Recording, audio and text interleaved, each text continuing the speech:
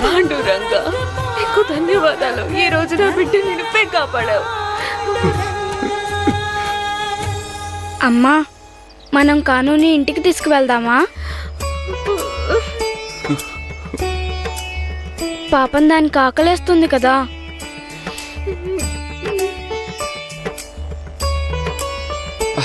అలాగే తీసుకెళ్దాం. తప్పకుండా మన ఇంటికి తీసుకుని వెళ్దాం.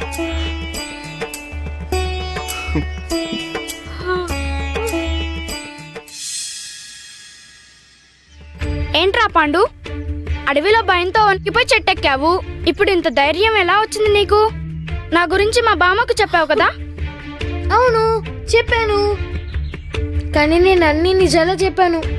సకుకి దిష్టి తీయండి అని చెప్పి వెళ్దామని వచ్చాను.